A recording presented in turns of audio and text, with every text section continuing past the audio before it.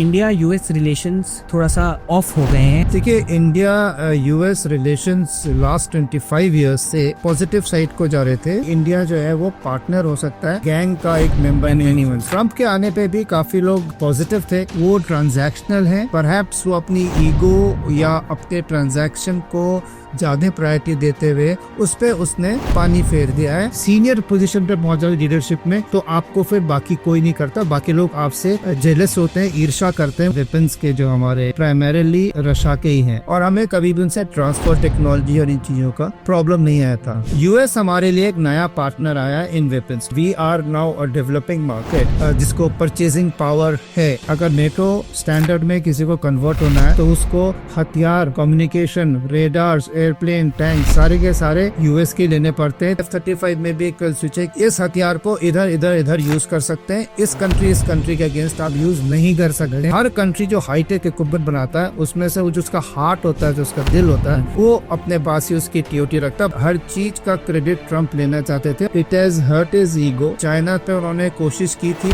जिस हिसाब से चाइना ने उन पे काउंटर टेरिफ और होल्ड कर लिए थे क्रिटिकल मिनरल्स वगैरह। Trump always chickens out. India China का अगर अभी पॉजिटिव बॉन्डिंग हो रहा है, it is not because of a pull, it is because of a push by the US.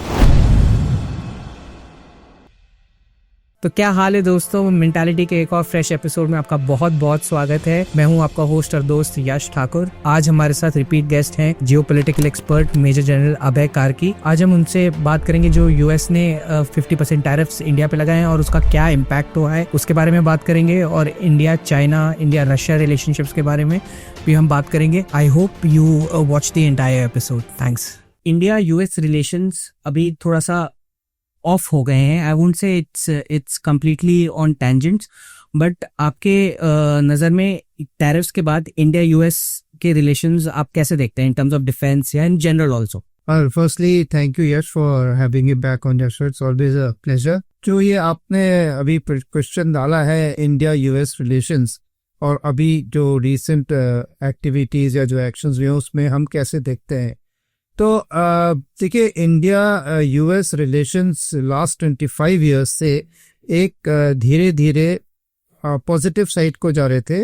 और पिछले 4 प्रेसिडेंट्स जो थे या 5 प्रेसिडेंट्स देखा जाए तो उन्होंने अपने अपनी टर्म में इसको, चाहे वो डेमोक्रेट थे चाहे रिपब्लिक थे, उनको आगे बढ़ाया है। और इंडिया को as a stable nation, developing economy, as a largest democracy उन्होंने काफी कॉमनैलिटी देखी। और साउथ एशिया में उन्होंने जब अपने को प्रोजेक्शन के लिए देखा है तो इंडो पैसिफिक में एक पिवट उन्होंने मांगा था कि एक इंडिया एक ऐसी कंट्री है जो कि नॉन अलाइंड है, जो कि प्रॉस्परस है, जिसके इंटरनेशनल रिलेशंस ठीक है, and basically a dependable partner. And they very well accepted the fact कि इंडिया जो है वो पार्टनर हो सकता है लेकिन आपकी एक एलाई या आपके गैंग का एक मेंबर नहीं बन। सो अपना independent autonomous foreign policy, strategic autonomy जो थी जी, वो इंडिया ने कभी कॉम्प्रोमाइज नहीं की थी।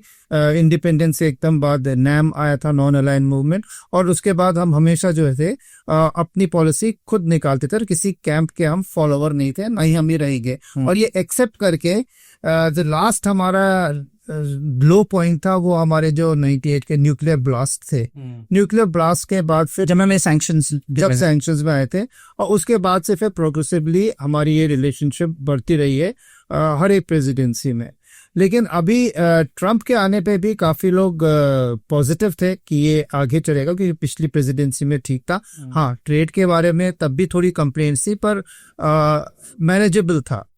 लेकिन इस वाले में क्योंकि ये यूक्रेन वॉर, रशिया का फैक्टर, ऑयल का फैक्टर, ये आने के बाद अभी प्रेजेंट जो एडमिनिस्ट्रेशन है, रादर एडमिनिस्ट्रेशन के जो हेड है ट्रम्प, उनकी पर्सनैलिटी ऐसी है कि वो ट्रांजैक्शनल है और परहैप्स वो अपनी ईगो या अपने ट्रांजैक्शन को ज्यादा प्रायोरिटी देते हुए उन्होंने जो स्टेप्स लिए हैं वो इतने 25 साल की जो वेरियस गवर्नमेंट्स के जो एडमिनिस्ट्रेशंस के काम रहते उस पे उसने पानी फेर दिया है। और अभी लोगों का कहना यह है कि अभी भी अगर वो चाहे इसको बचाना तो जो ट्रस्ट डेफिसिट हो गया है, जो इंडिया को एक अकस्मात एक झटका और धोखा जो लगा है दिन बताए, ये इसको रिकवर करना शायद मुश्किल होगा। और जो हिंदुस्तान का इंडिया की एक पॉजिटिव इमेज थी अमेरिका के लिए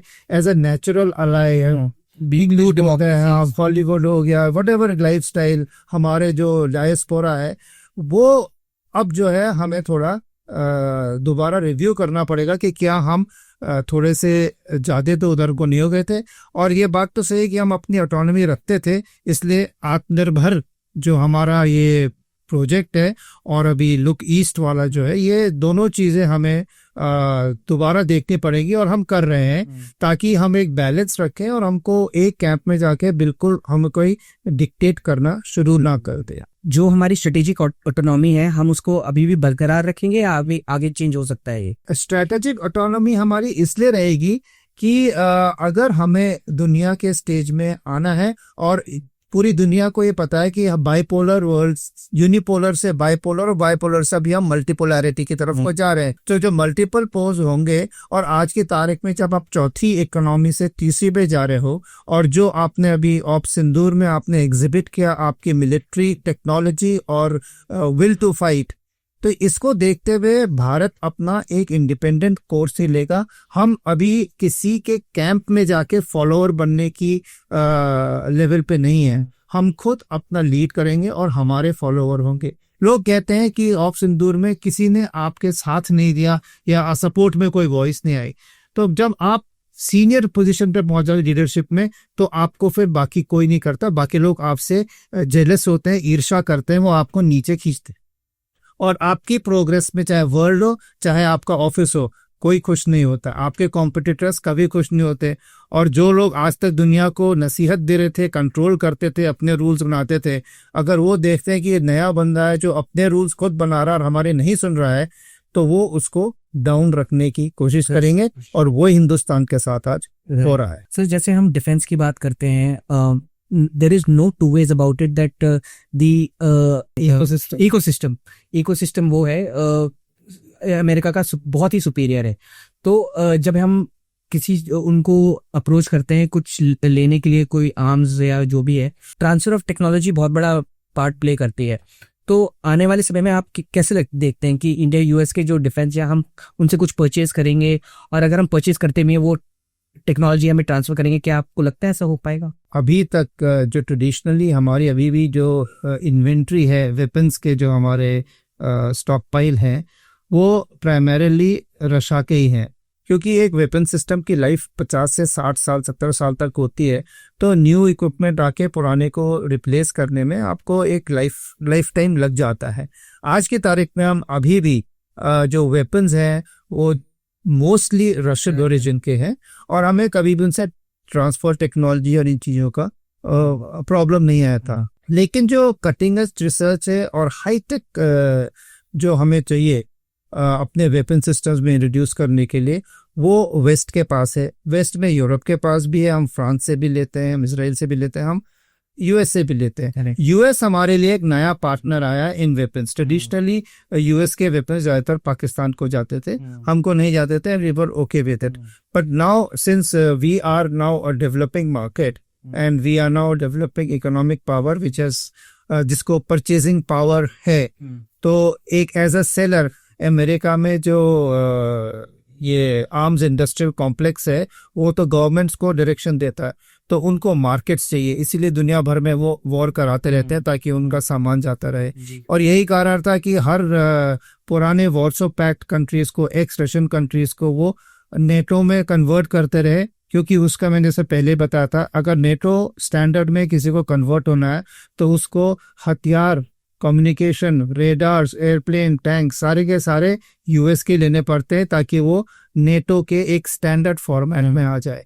तो ये सब कुछ था। तो इंडिया में भी यूएस की जो इंडस्ट्रियल कॉम्प्लेक्स है, अब उसको पता है कि हमारे पास परचेजिंग पावर है, तो वो हम पे देना चाहते हैं और हम भी डाइवर्सिफाई करना चाहते हैं कि बहुत कुछ हमारे पास, सारा कुछ ईस्टर्न के पास था, लेकिन अभी भी जहां तक एयरफोर्स में है, हमने सर्वेलेंस में उनसे ले लिया है, ड्रोन्स में उनसे ले लिया है, और उसके अलावा ट्रांसपोर्ट फ्लीट जो हमने काफी की ज्यादा जो है वो अपनी यूएस की करा दी है, मेजरली स्पीकिंग। लेकिन फाइटर्स में अभी भी हम नॉन यूएस है, हम नॉन वेस्ट नहीं है। रफाल हमारे पास है, पहले से जैगुआर्स हमारे पास है, तो हम ब्रिटिश जैगुआर्स है, फ्रेंच रफाल है, ये हमारे पास है। पर बेसिकली हमारी मिक्स और सुखोइस की फ्लीट है जो रशियन है। अमेरिका इसमें फाइटर में अपने F-35 का जो प्रपोजल था उसमें वो फाइटर स्ट्रीम में भी आने चाहते थे, या फिर हमारे MRCA जो है, जो हमारे टेंडर्स जाते थे, वो अपने F-21 या F-18 हॉर्नेट्स या F-15 के जो एक्सपोर्ट वर्जन वो बना रहे हैं, वो काफ़ी उन्होंने कोशिश की इंडियन मार्केट में आने की।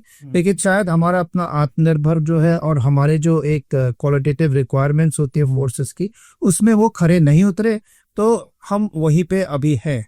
और जहाँ तक TOT का सवाल है, USA कभी भी अपनी TOT जो है वो पूरी नहीं देगा।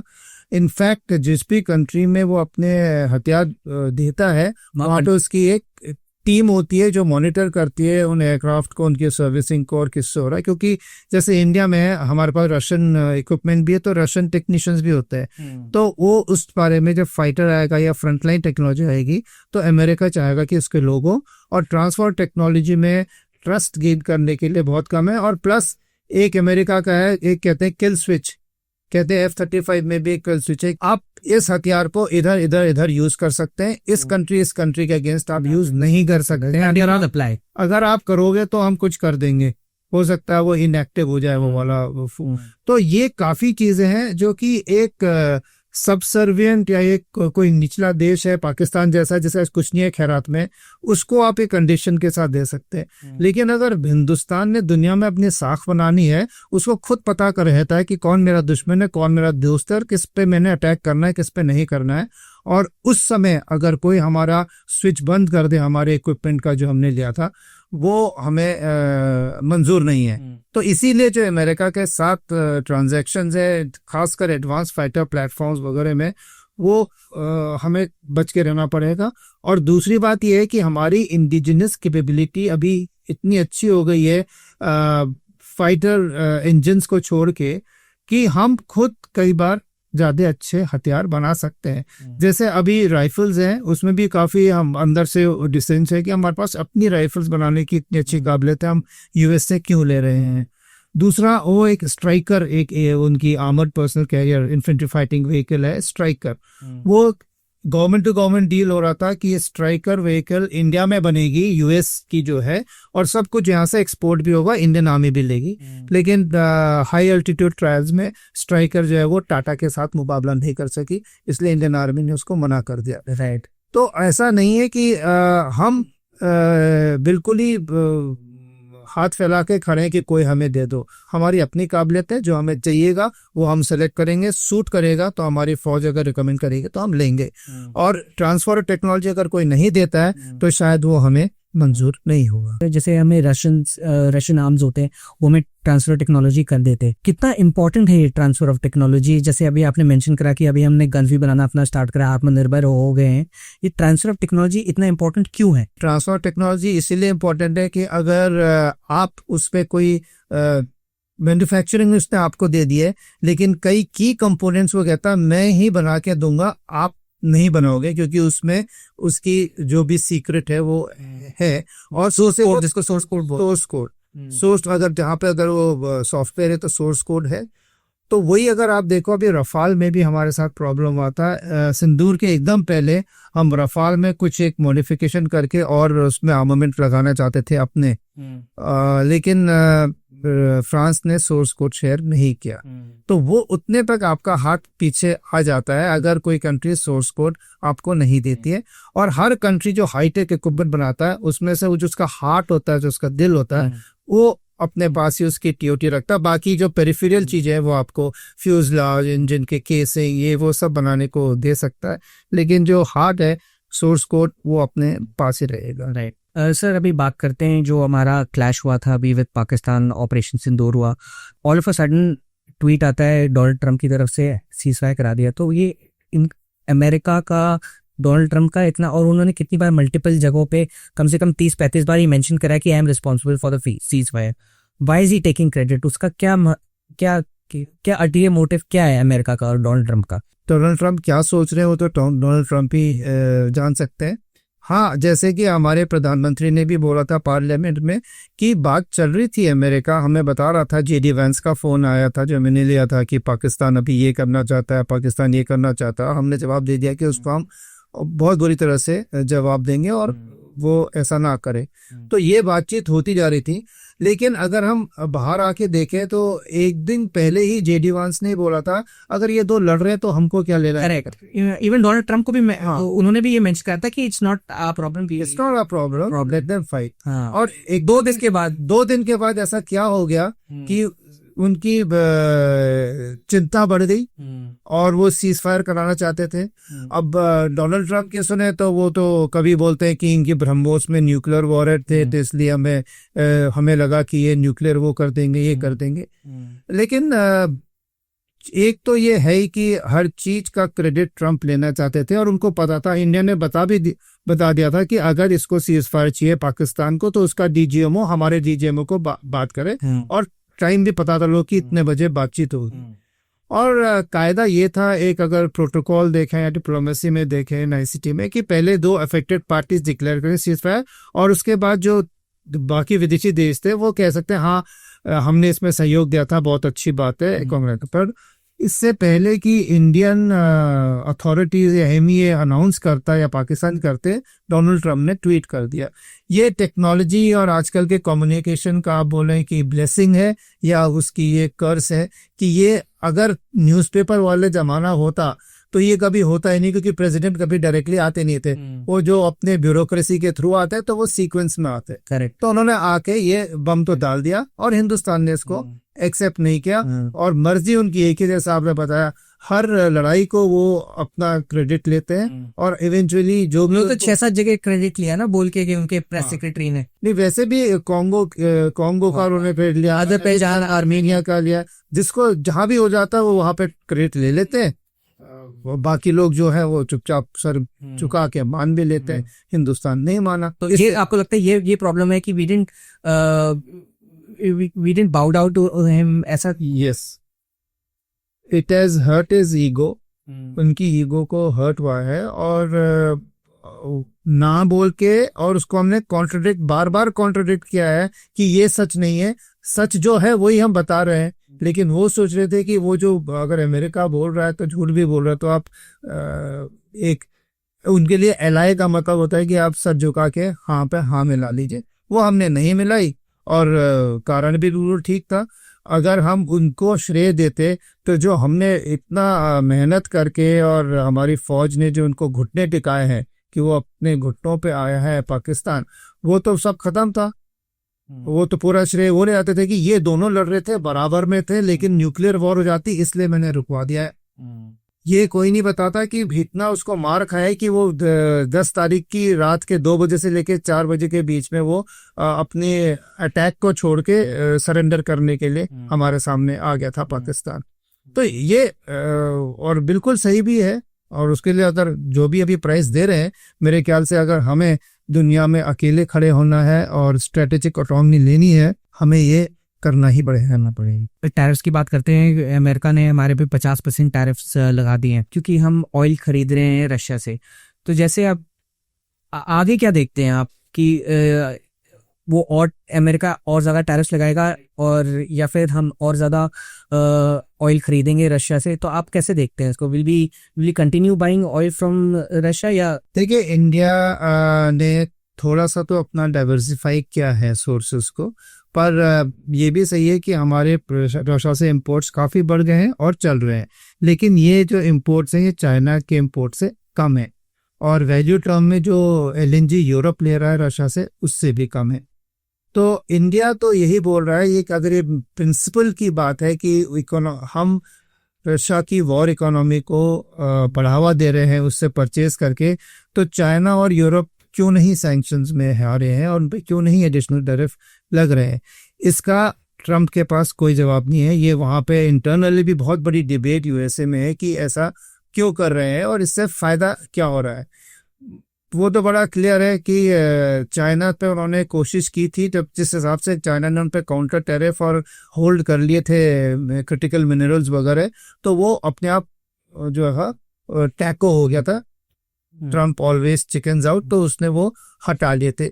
लेकिन आज की तारीख में रशिया पे प्रेशर लगाने के लिए वो हिंदुस्तान को पनिश कर रहा है, वो क्योंकि उसको पता है कि रशिया और इंडिया का एक बहुत अच्छी दोस्ती है, तो चाइना को तो नहीं लेकिन इंडिया को प्रताड़ित करके तो ये जो रशिया पे is the US losing out on India because of the bullying, losing out India to China in the whole process? Yes, ये बिल्कुल सही आपने आका है कि आज की तारीख में वेस्ट में भी बहुत ज़्यादा लोगों ने बाहर आके सीनियर पॉलिटिशियन जो कि ट्रम्प की प्रीवियस एडमिनिस्ट्रेशन में भी थे, जैसे कि बोल्टन हैं, अभी निकी हेली परसों आई थी, उन सब ने यही बोला है कि आप ये जो कर रहे हैं इससे आप चाइना जो आप कहते हैं कि आपका मेन एडवर्सरी है इन द कमिंग ईयर्स, आप उसकी तरफ को इंडिया को बाय चॉइस नहीं बाय फोर्स आप उसको पुश कर रहे हैं।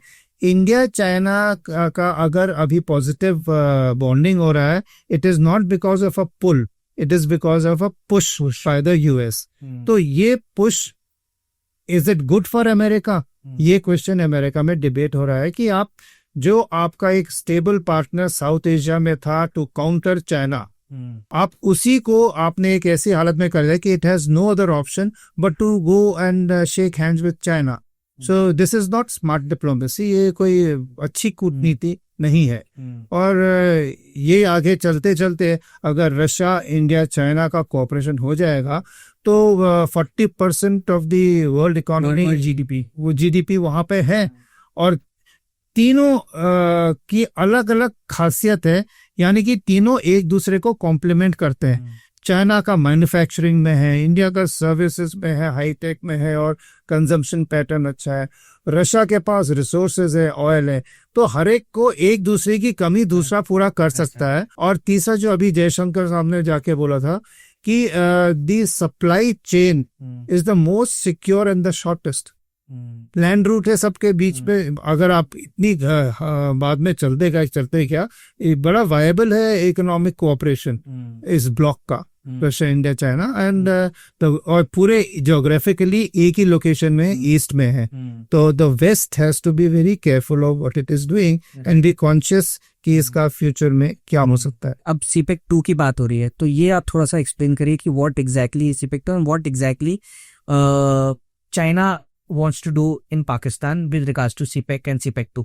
देखिए, जो बेल्ट एंड रोड इनिशिएटिव है चाइना का पूरी दुनिया में है, यूरोप से लेके अफ्रीका से लेके म्यांमार, जैसे चाइना पाकिस्तान इकोनॉमिक कॉरिडोर है, एक चाइना म्यांमार इकोनॉमिक कॉरिडोर भी है। बेसिकली चाइना जो है अपने ट्रेड रूट्स बढ़ा रहा है और वहाँ पे जो भी कंट्रीज हैं उनका वो इकोनॉमिक डेवलपमेंट में इंफ्रास्ट्रक्चर में हेल्प देगा ताकि वो फ्लरिश करें और ट्रेड उस रूट पे बढ़ता जाएगा। ये तो एक उनका स्टेटेड पॉलिसी है, but it is also another way of colonising by China कि आप डेट ट्रैप में आप इतने उधार उनको दे दो, इतने लोन दे दो और ऐसी कंडीशंस में साइन करा लो, क्योंकि आप लीडरशिप जो है पॉलिटिकल लीडरशिप जो उस कंट्री की या मिलिट्री लीडरशिप जैसे पाकिस्तान में, आप उनको खरीद लीजिए और फिर वो जहां भी आप बोलेंगे वो साइन कर देंगे। वैसे ही कई कंट्रीज हैं अभी जिन्होंने हाथ खड़े कर दिए हैं कि जिस कंडीशन पे आपने हमें ये सीपेक के प्रोजेक्ट्स बनाए हैं वो लोन कमर्शियल लोन से भी ज़्यादा रिटर्न्स मांग रहा है और वो कंट्रीज का वो हैसियत नहीं है। और जब वो हैसियत नहीं है तो वो उनसे सॉवरेन गारंटी मांगते हैं। मतलब जब उन्हें साइन कराया गया होगा कि अगर आप ये नहीं दे सकते हो तो मेरे को ये वाली पोर्ट सिटी दे दो, आप मेरे को ये वाला SEZ दे दो। आप श्रीलंका में देखिए क्या हुआ, हम्बन टोटा उनका बनाया, इंडिया ने बताया था रिसर्च करके प्रोजेक्ट रिपोर्ट बनाई थी और बताया कि वायबल नहीं है, हम्बन टोटा मत बनाइए। लेकिन चाइना ने वो बनाया, वो इकोनॉमिकली वायबल नहीं था, रिटर्न्स नहीं आए, तो उसने न्यू पोर्ट सिटी कोलंबो की जो वो जगह लेके और वहां पे अपना बनाना शुरू कर दिया, जिसमें 100 साल तक कोलंबो कुछ नहीं कर सकता। लेकिन जो वहां की राजा पक्ष सरकार थी उनको पूरे पैसे पूसे दे रखे थे, तो कुछ नहीं हो रहा था जब तक कि वो बिल्कुल ही कंट्री नीचे नहीं चला गया। वही पाकिस्तान के साथ है, जो जनरल्स हैं उन्होंने कहाँ पे साइन किया, क्या कॉन्ट्रैक्ट के टर्म्स है, ये कुछ नहीं पता। तो बहुत ही ट्रांसपेरेंट होने चाहिए एंड आई बिलीव जो 90% सारे प्रॉफिट्स है going back to China, and the rates, the interest rates are such that they are more than commercial. अब जो दुनिया में कहीं देखो वहां से भी जाते हैं। मेनली अभी पाकिस्तान में सीपेक में जो सीपेक 1 अगर हम बोले तो 62 बिलियन का वो था, उसमें से उन्होंने 35-40 करके अभी रोक लगा दी है। उसमें उन्होंने थर्मल प्लांट्स बनाए हैं, बेसिकली इलेक्ट्रिसिटी, रोड्स बनाए हैं, ट्रेन्स बनाए हैं, ग्वादर का पोर्ट बनाया है। यानी कि नॉर्थ में एंटर करके पाकिस्तान में चाइना ने अपने लिए एक ट्रेड रूट बना दिया है जो कि खुलता है पर्शियन गल्फ के पास ग्वादर में। और वहां पे उन्होंने ग्वादर फिर एक ऐसा पोर्ट है जिसकी कमर्शियल वायबिलिटी नहीं है। तो क्यों बनाया है? वो डीप वाटर पोर्ट है क्योंकि हमेशा वो ड्यूअल यूज हो सकता है। अभी हम्बनटोटा श्रीलंका में इसकी सबमरीन्स आती हैं, नेवल शिप्स आते हैं, वैसे ग्वादर का भी हाल है। वो फ्यूचर में जो स्ट्रिंग ऑफ पर्ल्स पॉलिसी है चाइना की कि इंडिया को घेर लेगा जगह जगह पे ये पोर्ट्स और ऐसी से, वही उसने यहाँ पे शुरू कर दिया है।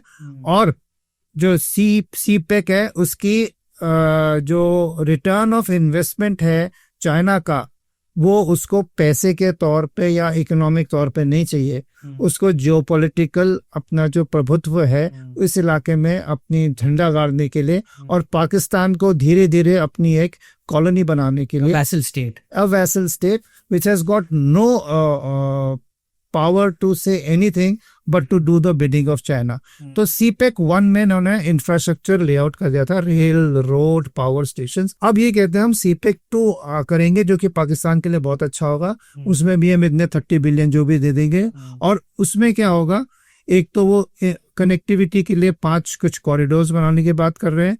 फिर वो कह रहे हैं कि हम एग्रीकल्चर फार्म्स, आपके वहाँ फार्मिंग करेंगे, हाईटेक फार्मिंग इंट्रोड्यूस कराएंगे और उसका प्रोड्यूस होगा।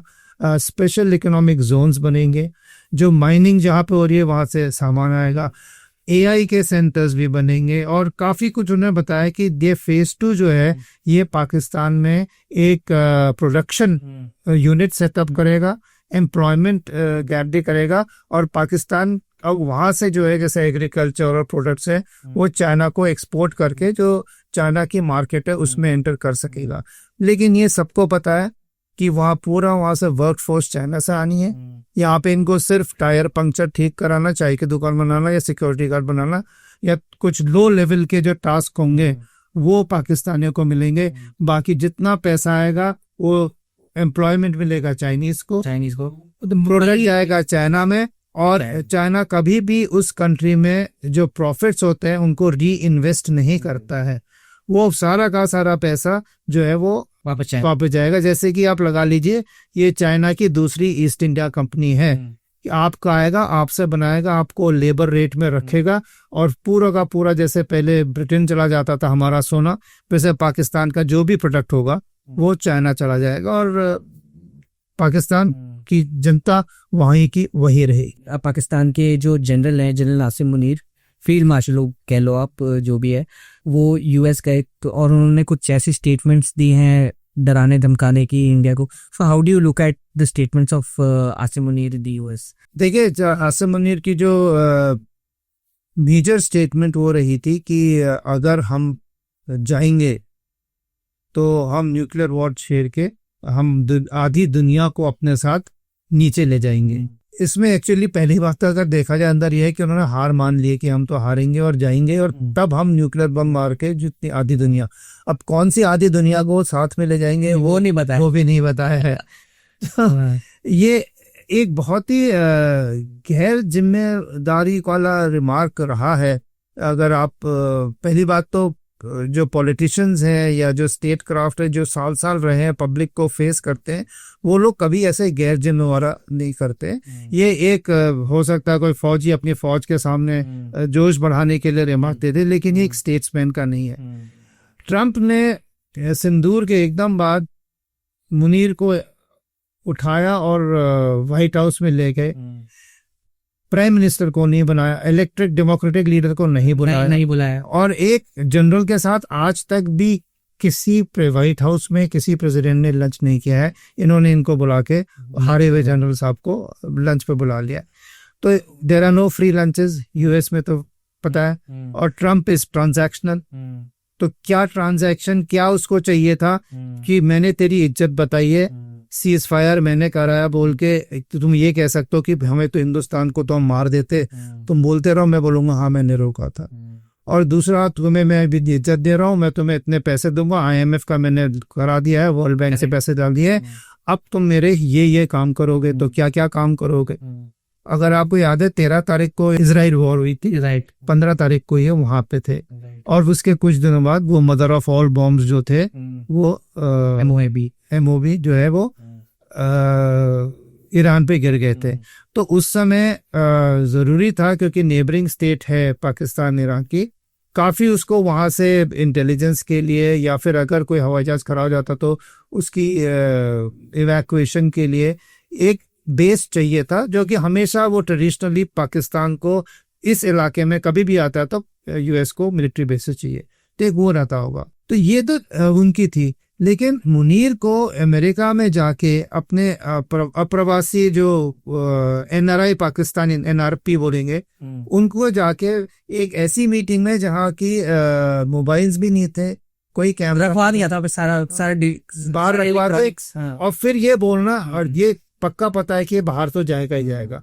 तो एक तो ये था कि क्योंकि लोगों के मन में शक था और अमेरिका में भी पता ही था कि लड़ाई का क्या हुआ है, ये अपनी पोजीशन को एक्सप्लेन करने के लिए और अपनी वो दिखाने के लिए कि हमारे पास क्या है, एक तो ये है। और दूसरा, पाकिस्तान हमेशा वेस्ट से जब भी कुछ चाहिए या उनको करता है तो एक एग्जिस्टेंशियल थ्रेट दिखाता है कि मेरे पास न्यूक्लियर बम है, कुछ होगा तो मैं फोड़ दूंगा, फिर बाकी तुम जानो, और अगर ये नहीं चाहिए तो मेरे को आप पैसे दो, मेरे को आप मदद करो, मेरे को हथियार दो, नहीं तो ये इंडिया मेरे को अटैक करेगा और मैं न्यूक्लियर बम फोड़ दूंगा। तो ये एक न्यूक्लियर ब्लैकमेल इंडिया के लिए नहीं है, ये हमेशा वेस्ट के लिए भी रहा है कि इधर यू सपोर्ट मी और तो सर एक बहुत ही फनी स्टेटमेंट उन्होंने दिया था और अपने आप को ही, अपने कंट्री का ही मजाक उड़ा लिया। वेरी सेड दैट इंडिया को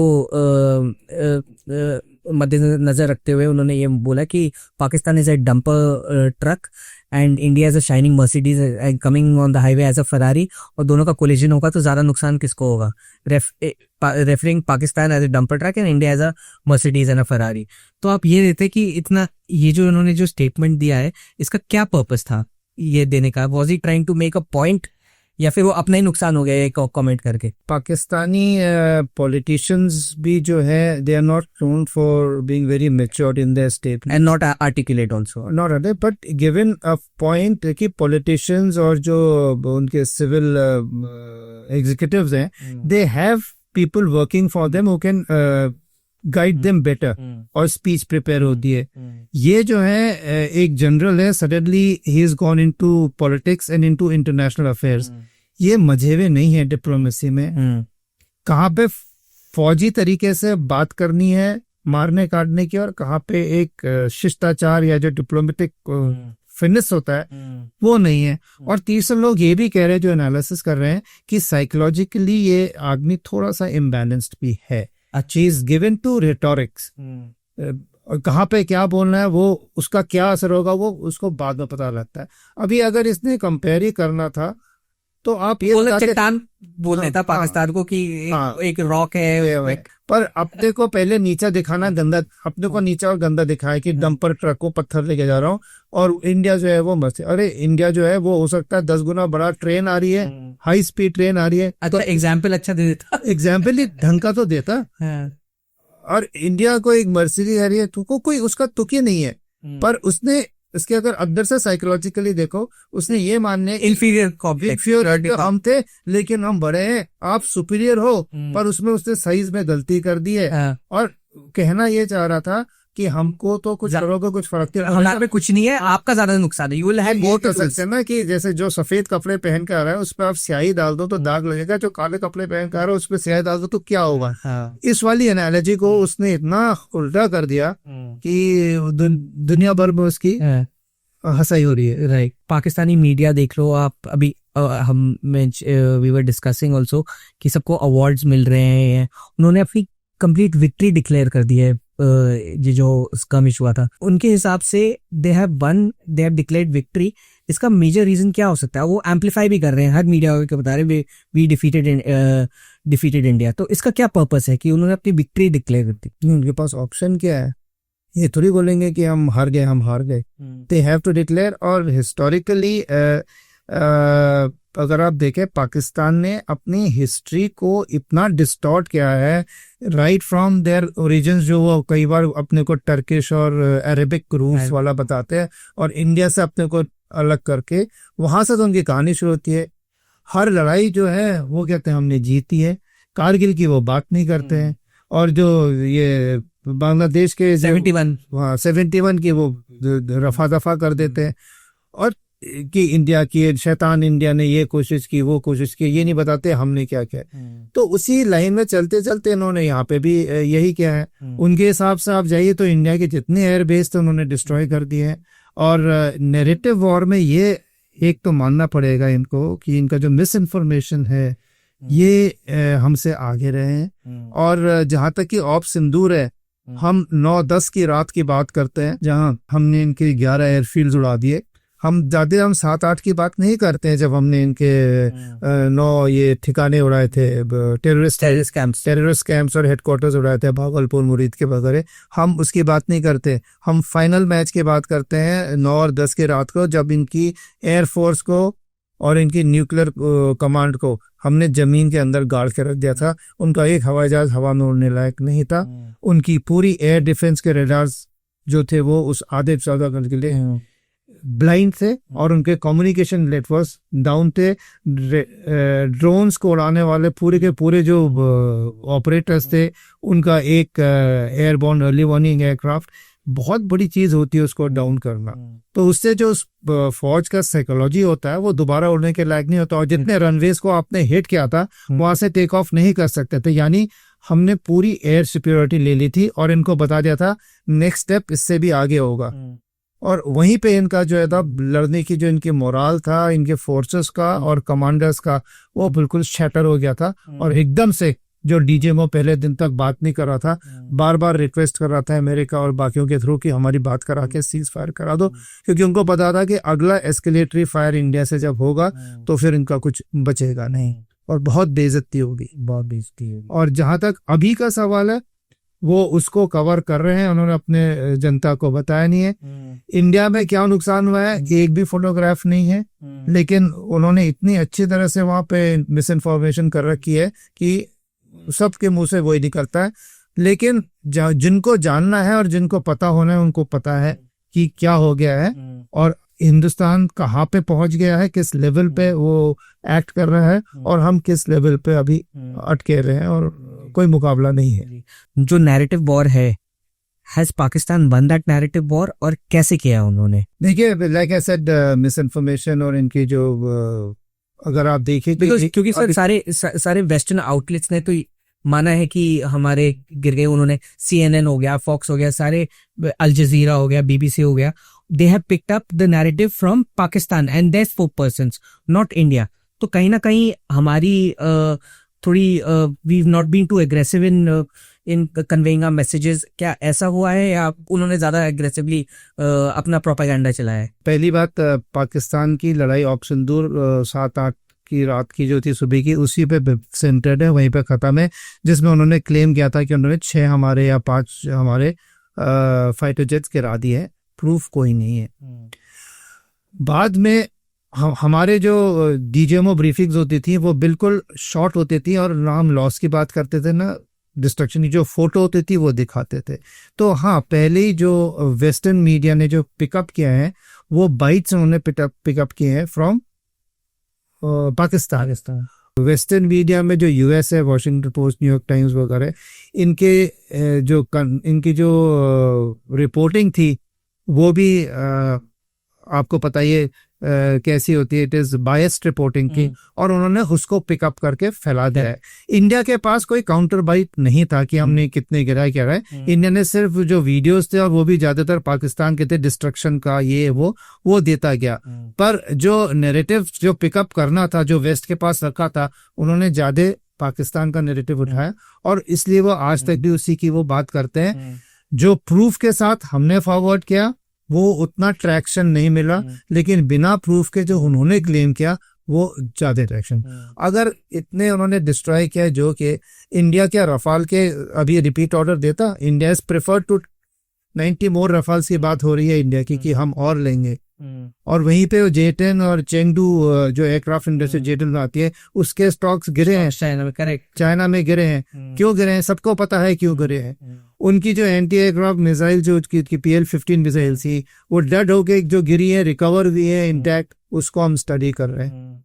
तो कुछ अगर लॉसेस हुए हैं जो हमारे CDS ने बोला है, कौन से हैं वो तो वो ही जानेंगे, लेकिन कोई रफाल नहीं गिरा है, वो तो अंडरस्टूड है।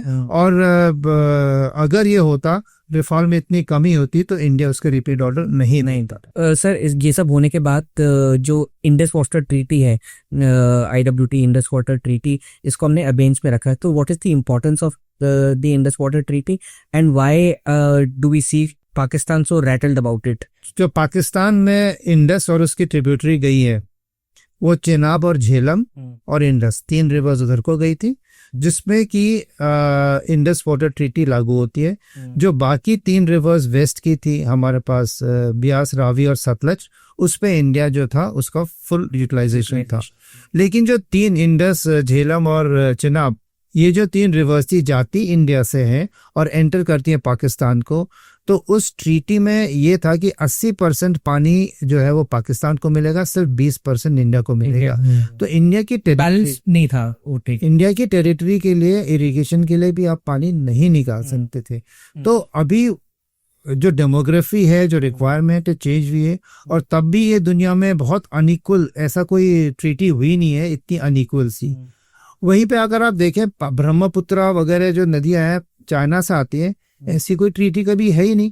ये ट्रीटी होने का कोई मतलब, ये गुडविल में नेहरू के टाइम पे ये हुई थी, ये सोच के हुई थी कि भैया इनको ज्यादा दे दो, ये शायद शांत हो जाएंगे और ये हमें तंग नहीं करेंगे। लेकिन फितरत उनकी ऐसी नहीं थी। और धीरे धीरे वो ऐसे, वर्ल्ड बैंक ने इसको विटनेस के तौर पे किया था। इसमें कोई अथॉरिटी नहीं है किसी की, किसके बीच में, इन दोनों के बीच में अगर बात होती है, they can mediate, but there is no person who can pass judgement in favour of Pakistan और इंडिया, नो इंटरनेशनल बॉडी। ये दोनों कंट्रीज के बीच में इन्होंने इतना कर दिया था कि हम जो था रिपीटेड, अगर जो बराज बना रखे हैं, उनमें हमने कुछ डैम्स बनाए हैं, they are run of the river dams, मतलब कि उसमें हम पानी जो है इरिगेशन के लिए नहीं निकाल सकते। हम सिर्फ पावर प्रोड्यूस करने के लिए उस परमिशन, मतलब इन्फॉर्म करके आप उसको पानी चैनलाइज करके इलेक्ट्रिसिटी बना सकते हैं। लेकिन हर डैम का वो भी होता है कि सिल्टिंग जो होती है उसकी हर साल रिपीटेडली डीसिल्टिंग करने पर पानी छोड़ा जाता है, जिससे जो गाद बोलते हैं या सिल्ट तो नीचे आएगा। पाकिस्तान हमें वो करने नहीं देता था। तो जो हमारे उसमें हाइड्रो इलेक्ट्रिक प्रोजेक्ट थे भी, अगर वो 200 मेगावाट के प्रोजेक्ट हैं, वो सिर्फ 100 बना रहे थे, क्योंकि पानी का लेवल ही कम होता जा रहा था। तो इसमें भी वो नहीं मान रहा था। तो अब इंडिया ने सिंदूर के पहले भी बहुत बार पाकिस्तान को इनवाइट किया है कि let us revisit the treaty. वो मानने को तैयार नहीं थे। तो अब जब ये पहलगाम का अटैक हुआ था, ये दिमाग में तो था ही रहा। तो अगर जो कर रहा है उसको अगर पनिश करना है, और हमारे को जो अनजस्टिफाइड वे में जो हमें कम वो हो रहा है, हम पे जो रिस्ट्रिक्शन लगाए जा रहे हैं, तो हमने राइटफुली वो कर दिया और हमने कैंसिल नहीं किया, हमने सिर्फ सस्पेंशन पे रखा है। और ये हमारे उनके बीच का है। अभी हमें जब मर्जी आएगी हम खोलेंगे, जब मर्जी आएगी हम बंद करेंगे।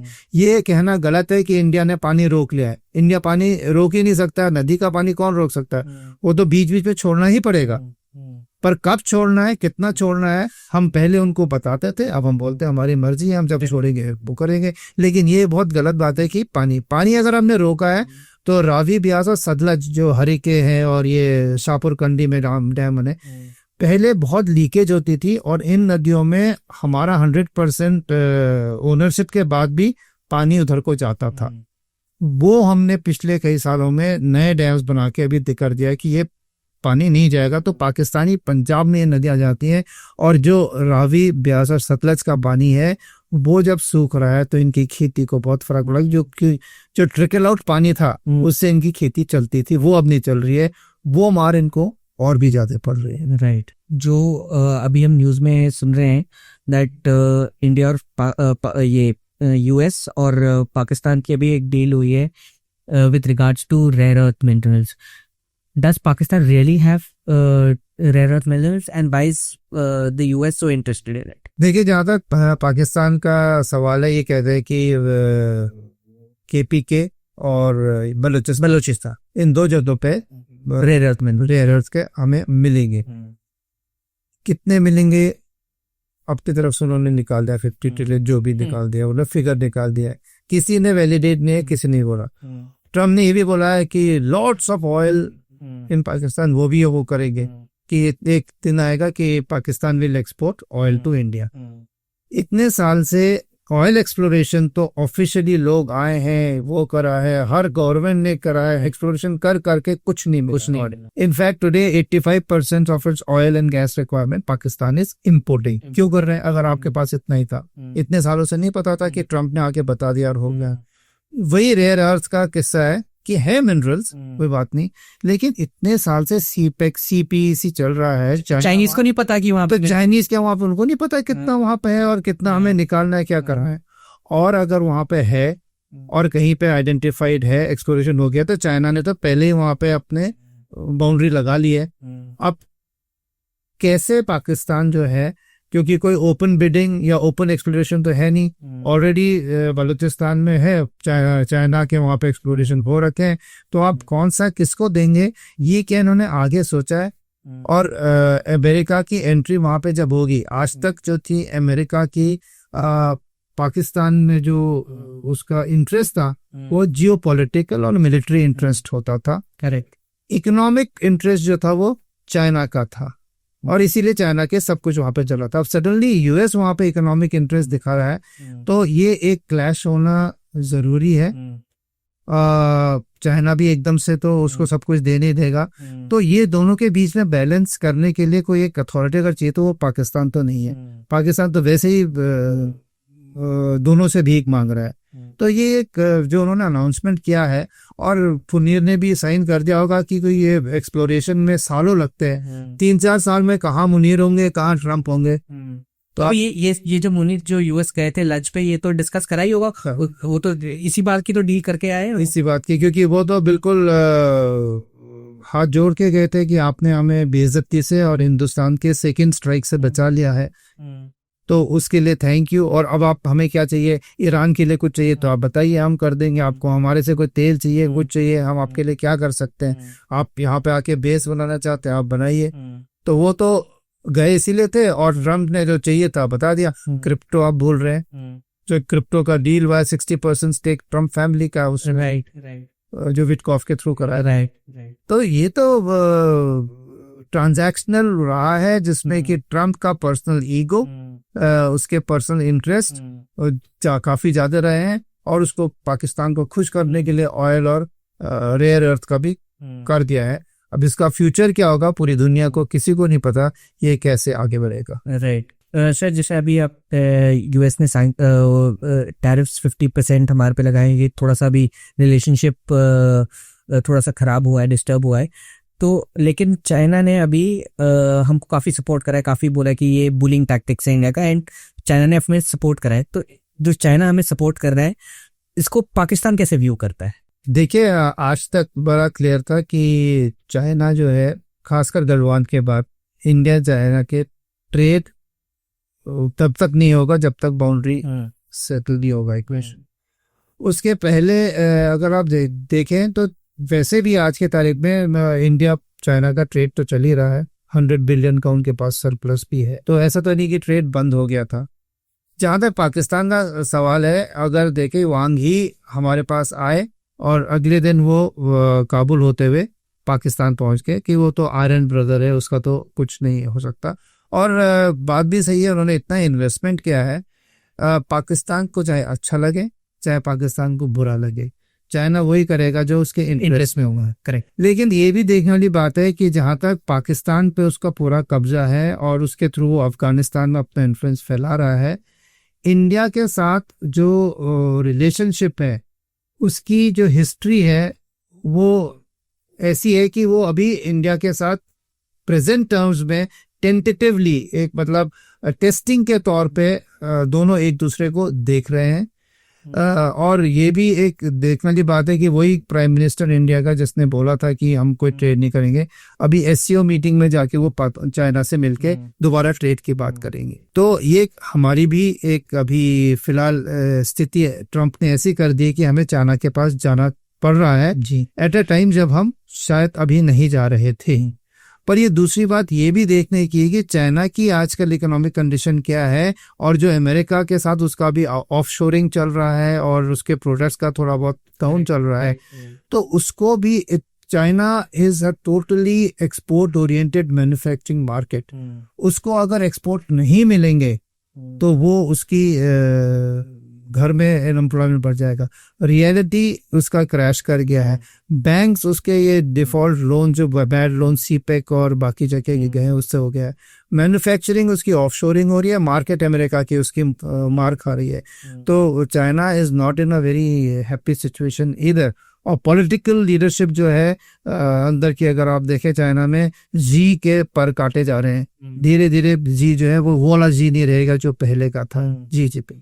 तो ऐसे मौके में इंडिया और चाइना अगर कॉम्प्लीमेंटरिटी मांग रहे हैं, इंडिया को भी जो अभी वेस्ट की तरफ से या यूएस की तरफ से जो टैरिफ का झटका लगा है, अनरीजनेबल बुलिंग, उसको काउंटर करके इंडिया के ऑप्शन जब खुलेंगे तो उसमें चाइना एक बहुत बड़ा ऑप्शन आएगा क्योंकि अभी हमने जो बॉर्डर को लिंक किया था ट्रेड से, परहैप्स सिक्योरिटी रिलेशनशिप और इकोनॉमिक रिलेशनशिप जो अभी चली रही है 100 बिलियन का हमारे पास है, हमें भी चाहिए। और चाइनीज गुड के जो एक्सपोर्ट्स है शायद इंडियन मार्केट मिलेंगे, और इंडियन मार्केट की कई चीजें एक्सेस जो है वहां भी मिलेगी।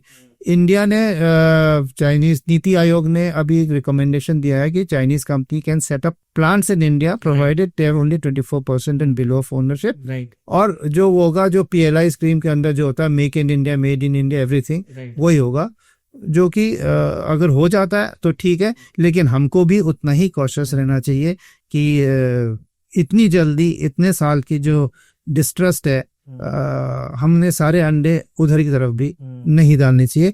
रशिया एक हमारे लिए बेटर ऑप्शन। इंडिया का strategic vision Indo Pacific region में आप कहाँ देखते हैं? देखिए जो इंडो पैसिफिक रीजन है ये एक कंटेस्टेड रीजन है, और वर्ल्ड का जो मेजर ट्रेड रूट्स हैं वो यहीं से जाते हैं।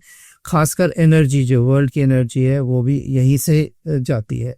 तो डोमिनेशन ऑफ इंडियन ओशन और other Indo Pacific is an imperative for any maritime power. और इंडिया की wide share location, it is an unsinkable aircraft carrier and it dominates juts into the Indian Ocean, और ये सारे trade routes को वो dominate करता है। अंडमान निकोबार जो हमारे हैं, जो कि चाइना के जो एनर्जी है वो सब वहीं से जाती है अभी, क्योंकि उसको कोई ऑल्टरनेट रूट मिला नहीं है। वो मलक्का स्ट्रेट या सुंदर स्ट्रेट से जाती है। मलक्का के ऊपर हम अंडमान निकोबार में बैठ के उसको डोमिनेट कर रहे हैं। और अंडमान निकोबार कमांड को जो है इंडिया जो है it is developing into a major port as well as a major military facility, जो कि हमारी एक आउटपोस्ट होगी वहां पे। आज की तारीख में भी हम काबिलियत रखते हैं कि पूरा मैरीटाइम शिपिंग और जो मिलिट्री मूवमेंट है उसको हम as it enters Indian Ocean और लीव्स हम उसको मॉनिटर कर सकते हैं। चाइना जो है एक एक्सपेंडिंग नेवल पावर है, वो अब एक ब्लू वाटर नेवी का रूप ले रहा है, मतलब कि it can go beyond it shores. उसके एयरक्राफ्ट कैरियर ग्रुप्स हैं जो कि उसकी पावर प्रोजेक्शन जो है वो दिखाती है। जो मैंने पहले ये बताया था, string of pearls, India, Hambantota, Gwadar, Djibouti में उसका बेस है, वहां पे इसके जो है फोर्सेस रह के पावर प्रोजेक्ट कर सकती हैं। और चाइना ने बोला हुआ है Indian ocean is not India's ocean, तो ये कंटेस्टेड स्पेस है। ऐसे में इंडो पैसिफिक में जो अमेरिकन इंटरेस्ट रहा है कि the route, the international rules of navigation, free trade, everything जो है अमेरिका ने बोला हम गारंटी करेंगे और इस इलाके में करेंगे। चाइना जो है वो वहाँ पे अपने को first island chain, second island chain और गुआम और फिलीपींस यहाँ तक अपना इन्फ्लुएंस बढ़ा रहा है। और ताइवान स्ट्रेट जो है उसके नेविगेशन को भी उसने कंट्रोल कर रखा है। तो ऐसी सिचुएशन में अभी जो है ये एक इमर्जिंग पावर प्ले है between China and India. But when it comes to Indian Ocean, South China Sea, Indian Ocean, India dominates. we are behind right now in projecting our naval power, our naval surface vessels and undersea vessels. हमारी power जो हमारी होनी चाहिए आज की तारीख में, numbers, those numbers are not there. तो India has to focus on to developing its naval power so that we can effectively contest and dominate whatever is our area traditionally. और ये contest आएगा ही आएगा. तो इसमें India has sought, Russia is an ally, India का Japan के साथ है, ऑस्ट्रेलिया, ऑकस, जो ऑकस है, ऑस्ट्रेलिया, यूएस है, ये यूके. तो इसमें जो है India is now teaming up with these people and to ensure that there is no hegemony of China in this region and remains free and fair. तो ये हमारा आउटलुक है and it was going fine. अभी देखना है कि AUKUS की जो नेक्स्ट इंडिया ने होस्ट करना है, अमेरिका की जो एटीट्यूड है उसको लेके इसमें क्या ये सिक्योरिटी आर्किटेक्चर बना रहेगा या इसमें हमें कुछ और.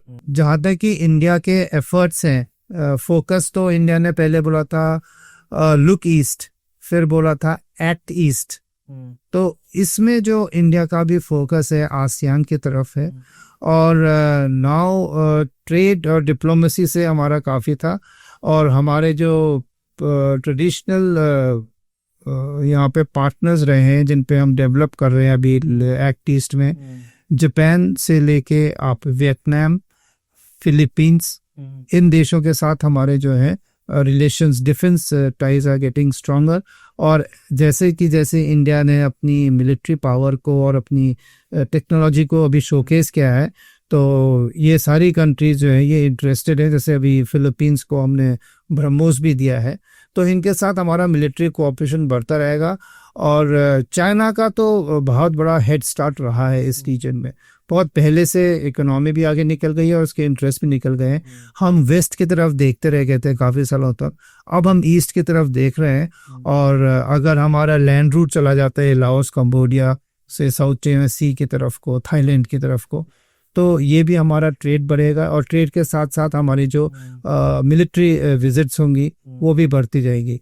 तो yes, India is looking to South China Sea to balance out the presence of China. पर अभी तक जो असिमेट्री है फोर्स की वो काफ़ी ज़्यादा है. लेकिन हम, जैसे मैंने बताया, अंडमान निकोबार में बैठ के जो मलाक्का स्टेट का डोमिनेशन है वो हमारे लिए एक बहुत बड़ा एसेट है और उसको हमें डेवलप करना चाहिए. आफ्टर टैरिफ्स जो यूएस ने लगाए हैं, इंडिया रशिया रिलेशंस आप कैसे करते हैं? Do we see India growing in towards Russia और RIC का जो ब्लॉक है, पर स्पेसिफिकली इंडिया और रशिया का रिलेशनशिप आप कैसे देखते हैं, स्पेशली आफ्टर टैरिफ्स? देखिए, रशिया इंडिया रिलेशनशिप, जैसे कि हमारे जयशंकर साहब ने, एक्सटर्नल अफेयर्स मिनिस्टर ने परसों ही बोला था रशिया में जाके कि सेकेंड वर्ल्ड वॉर के पास के बाद it is the only relationship which has been firm, stable and growing. बाकी सब ने कभी कुछ हो गया रिलेशन, कुछ हो गया, बट ये कंसिस्टेंटली स्टेबल रही है और सॉलिड रही है. और इसी पे हमें भी बिल्ड करना है. ये भी सही है कि पिछले 20-25 साल से हम थोड़ा सा रशिया की जब इकोनॉमी डाउन हुई थी और हुआ था, तो डिफेंस परचेजेस को छोड़ के बाकी चीज़ों में रशिया इंडिया का जो इंटरैक्शन, ट्रेड या था, वो थोड़ा बहुत उस लेवल का नहीं था जो कि होना था. और हम वेस्ट की तरफ को नेचुरली बिकॉज ऑफ टेक्नोलॉजी और बाकी चीज़ें और इंग्लिश स्पीकिंग, हमारा उसकी तरफ को ज़्यादा रहा है. लेकिन अभी जो ये पिछले 1 महीने के जो ये टैरिफ के बाद चेंज हुए हैं, जिसको होता है समीकरण बदला है, और इसमें चाइना, ये ट्रम्प ने जो पॉलिसीज दी है, तो India has got wake up call कि unreliability of US support and US in its all form has again come to the fore. Despite कि हम दोनों डेमोक्रेसी हैं, दोनों पीपल टू पीपल कॉन्टैक्ट इतना ज़्यादा है, फ्री ट्रेड करते हैं, दोनों सब कुछ इतनी सिमिलरिटी होते हुए भी जो अमेरिका का वन साइडेड ट्रांजैक्शनल फेस है ट्रम्प का, वो सामने आ गया और उसमें वापस वो पाकिस्तान की तरफ चला गया. ऐसे में हमें जो रशिया की तरफ से सपोर्ट है, और हमें जो सारे टैरिफ बने भी हैं हमारे ऊपर, वो इसीलिए बने कि हम रशिया से ऑयल ले रहे ऑयल हैं। नहीं। इंडिया जो अपनी पोजीशन से हिला नहीं है, और अगर हिल जाता है तो रशिया को फर्क राइट पड़ता। और वैसे भी जो इंडिया ने बोला है कि हमने जब किया है तो दुनिया के जो ऑयल प्राइसेस है उनको हमने स्टेबल किया है। अगर पूरी दुनिया वेस्ट एशिया में जाके ऑयल खरीदने लगती तो सप्लाई डिमांड का इतना मिसमैच होता है कि energy would have been out of reach would been expensive, and पूरी दुनिया में इन्फ्लेशन हो जाता है बिना मर्जी का। और इसके लिए अमेरिका ने इंडिया को नज भी किया था, बोला भी था, और इंडिया के पास कैपेसिटी भी है। राइट। तो वो सब होने के बाद आज एकदम से आप पलट के क्योंकि यूएस रशिया पे प्रेशर डालना चाहता है तो उसके एक अलाई या फ्रेंड को दो हैं, एक चाइना एक इंडिया। चाइना को उसने करके देखा, चाइना ने वापस बाइट बैक किया तो इज्जत से लग गया। इंडिया उसकी नजर में आया था कि ये बकल कर जाएगा, इंडिया भी बकल नहीं किया। इंडिया में हिट बैक करने की उतनी क्षमता नहीं है in the trade domain, but otherwise for the need for US to have India on its side when it wants to contain China is far more than India's need for America when we have a fight with China. Right. हम खुद निपट लेंगे। तो ये देखते हुए अभी जो रशिया है, रशिया चाइना भी जो है ये they are matter of chance या जो सर्कमस्टेंसेस की वजह से एक दूसरे के नजदीक आए हैं। ट्रेडिशनली चाइना और रशिया की नहीं बनती है, ना तो उनके आपस में वो उनके लैंड बॉर्डर्स भी काफी लैंड बॉर्डर के डिस्प्यूट हैं।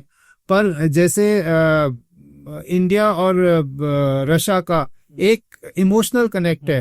राज कपूर की फिल्में वहाँ हिट है, वहाँ गाने होंगे। इंडिया को रशिया को इंडियन दिख जाएगा तो वो खुश होते हैं इंडियंस को देखे, चाहे भाषा नहीं जानेंगे। तो that connect is not there with this thing. जब रशियन कोई चाइना जाएगा, चाइना जाएगा, वो एक दूसरे को दुश्मन की नजर से देखते हैं और कोई ट्रस्ट नहीं है दोनों के बीच में, और ना ही उनके बीच में कोई इंटरेक्शन रहता है। तो ऐसे मौके में रशिया और चाइना का भी थोड़ा मजबूरी की रिलेशनशिप है। इंडिया और चाइना की आज में जो बढ़ रहे वो भी एक मजबूरी की रिलेशनशिप, लेकिन इंडिया और रशिया की एक दिल से जो आप बोलिए कॉम्प्लीमेंट्री रिलेशनशिप रही है।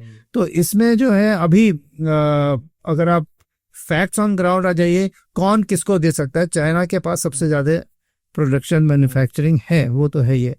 रशिया जो है वो हमें अभी जैसे तेल से मदद कर रहा है, that will come to our use.